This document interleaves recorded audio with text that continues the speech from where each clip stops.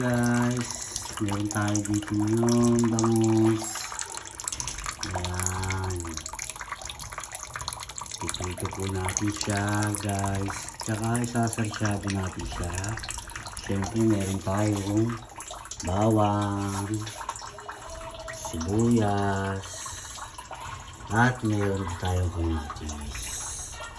Siyempre dahil gusto nila guys ay spicy, meron din tayo dito green sili, syempre ating itlog.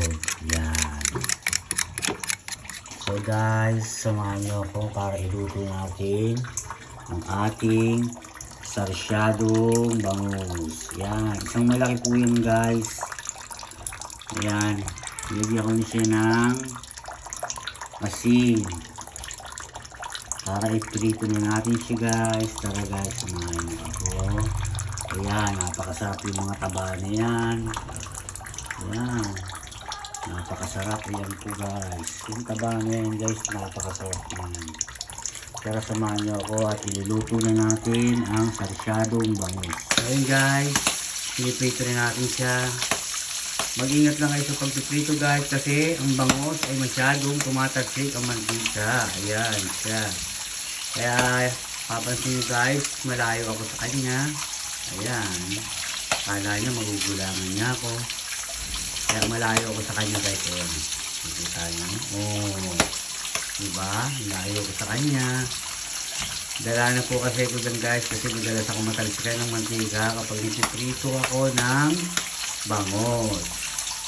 Kaya guys, kailangan naka-fratter attire po kayo pag nagpiprito ng bangus dahil ang mantika, ayan, nakita nyo naman, tumatalsik. See guys, so mamaya balitaan kayo kung wala nang talsik yung ating mantika ang bangus. So yun nga guys, tapos na yung ating pakikipagsapalaran sa pagprito ng bangus. Yan.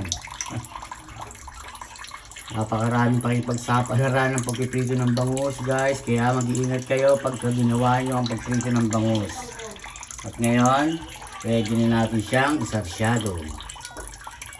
Ayan, crispy pagka-prito.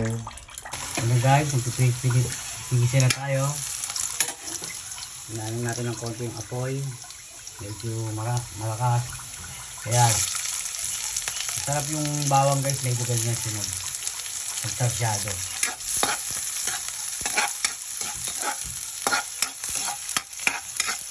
Ayan, sarap na amoy na kagad sa ating pag-iisa. And syempre, yung tomato.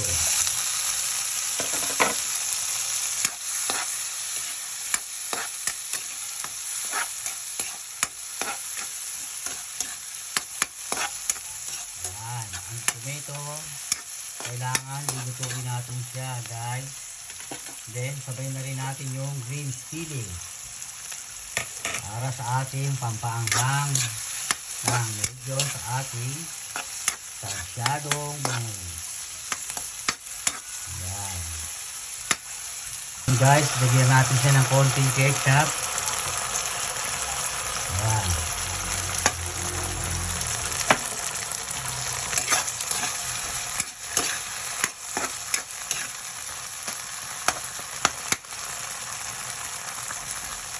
Yan ang papasarap ng ating sarsyadong bangus guys, yung ketchup. Siyempre, masarap din yung niluluto natin. Siyempre, isang basong tubig. Ayan. Isang basong tubig.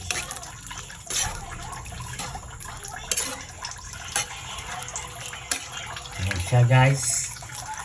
Ready na natin ilagay ngayon yung ating bangus. Ayan. Lagyan natin yung bangus natin na crispy. At pagtapos ay pakukuluan na natin siya ng medium fire. Medium lang guys para hindi madurog yung isda natin.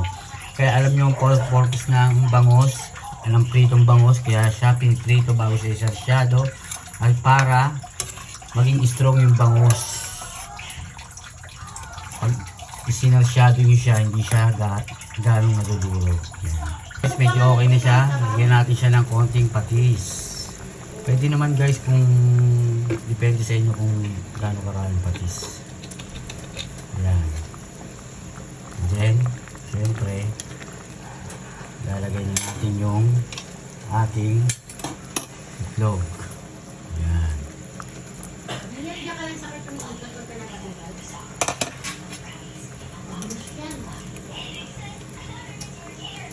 Ayan. So guys, kompleto na ang pagluluto natin ng sarsyadong bangos guys. Napakasarap yan. Pakukuluin pa natin siya guys. Nga guys, naluto na ang ating sarsyadong bangus. Pagkasarap-sarap guys. At guys, salamat at nakarating na naman kayo sa dulo ng aking video. Thank you very much. God bless. And ingat kayo palagi. Bye!